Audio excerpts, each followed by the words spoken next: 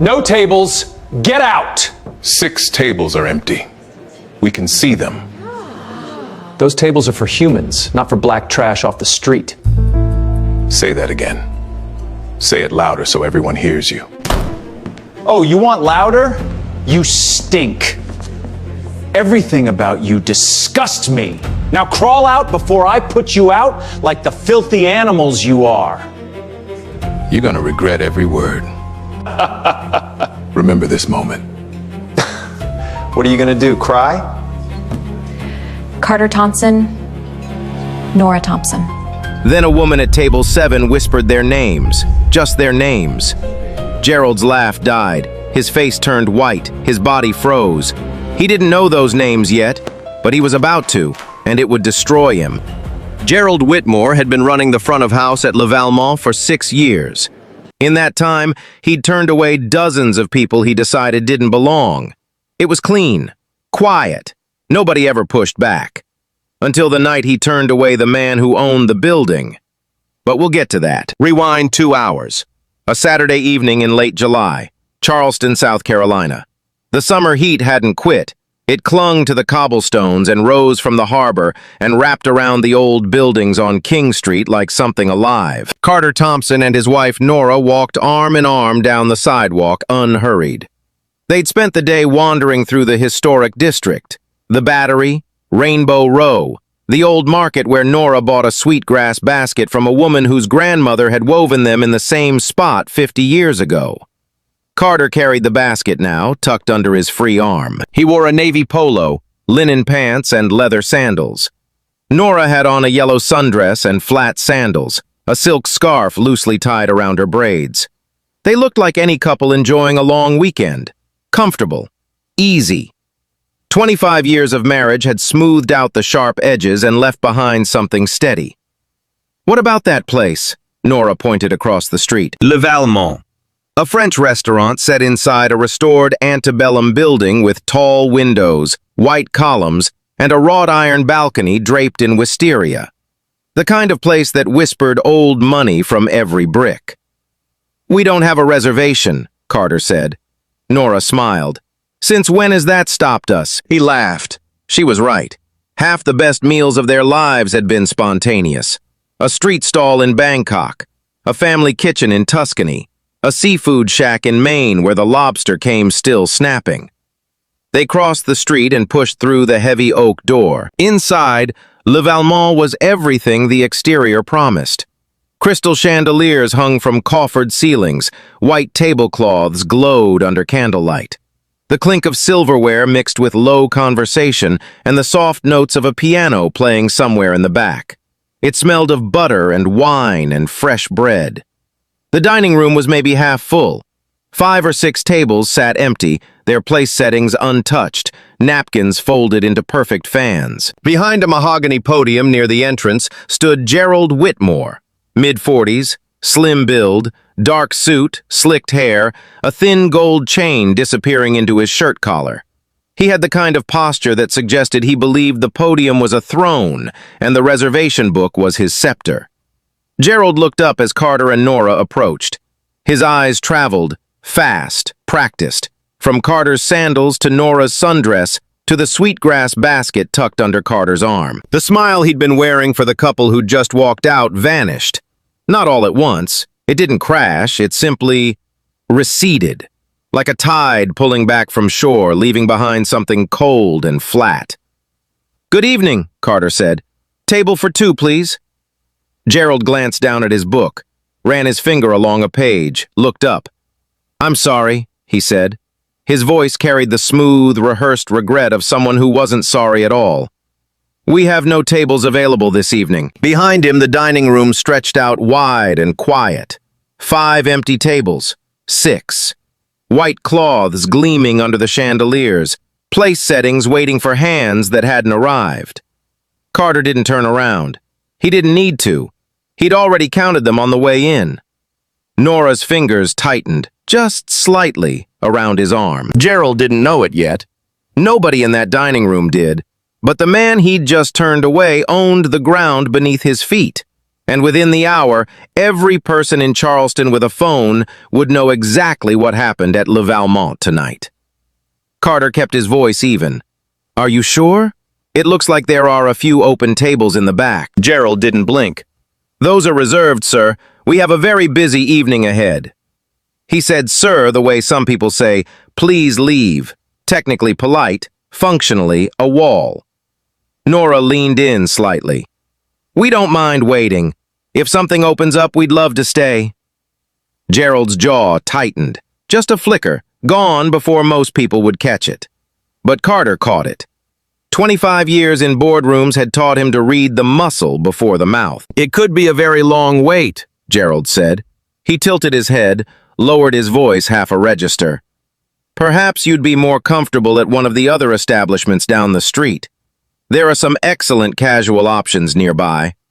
The word casual did a lot of heavy lifting in that sentence. A couple at a nearby table, mid-50s, pearls and blazer, finishing their appetizers, glanced over. The woman looked at Carter and Nora, then down at her plate. The man took a long sip of wine and studied the far wall with sudden fascination. Nobody said anything. That was the thing about moments like this. The silence did most of the work. Gerald didn't have to say what he meant. The empty tables said it for him. The averted eyes confirmed it. The whole room became a kind of quiet agreement. Not because everyone agreed, but because nobody disagreed out loud. A young waitress near the kitchen door, name tag reading Shelby, early 20s, auburn hair pulled back tight, watched the exchange from across the room. Her hands were full, a tray of bread baskets balanced on her shoulder. She slowed her step, her lips pressed together. She looked at Gerald the way an employee looks at a boss she's stopped respecting but hasn't figured out how to leave yet. Gerald reached beneath the podium and pressed something. Moments later, a broad-shouldered man in a dark polo appeared from the back hallway. Security. He didn't say anything. He just stood. 3 feet behind Gerald, arms crossed, eyes on Carter. The message was clear enough. Carter looked at the security guard, then back at Gerald. He said nothing, just breathed. And then the front door opened again. A couple walked in, white, late 30s. The man wore khaki shorts and a rumpled linen shirt, untucked. The woman had on a tank top and flip-flops. They were laughing about something, still finishing a conversation from outside. Gerald's entire body language shifted. His shoulders dropped, his chin lifted. The tight line of his mouth softened into a smile, warm, practiced, effortless. "Good evening! Welcome to Le Valmont." He stepped out from behind the podium, actually stepped out. "Table for 2? Right this way." He grabbed 2 leather-bound menus and walked them past Carter and Nora, close enough that Carter could smell his cologne, and led the couple straight to a window table. One of the tables that, 30 seconds ago, had been reserved. Gerald pulled out the woman's chair himself. The dining room murmured. A few heads turned. Someone at the bar coughed into their drink. Nora watched the whole thing. She didn't flinch, didn't gasp. Her face remained perfectly still, the way a lake goes still before a storm. Not from calm, but from everything pressing inward at once. She turned to Carter. Her voice was quiet, controlled, barely above a breath. "You saw that?" It wasn't a question. Carter nodded. "I saw it." Shelby saw it too. She stood frozen by the kitchen door, bread tray still on her shoulder, staring at Gerald with an expression that landed somewhere between disbelief and disgust. She'd worked here 11 months. She'd seen Gerald redirect guests before, the ones who didn't fit the ambiance, as he liked to put it. But she'd never seen it this blatant, this naked. She wanted to say something. She almost did. Her mouth opened. But then Gerald walked back toward the podium, and his eyes swept the room the way a lighthouse sweeps a coastline. Brief, mechanical, warning.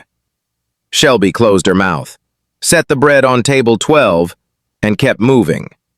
Back at the podium, Gerald straightened his cuffs and looked at Carter and Nora as if they were a stain on his evening. "As I said," he repeated, "it could be quite a long wait." Carter held Gerald's gaze for 3 full seconds, long enough that Gerald's smile flickered. long enough that the security guard shifted his weight. Then Carter said simply, "That's fine. We'll wait." He placed his hand on the small of Nora's back and guided her to a bench near the window.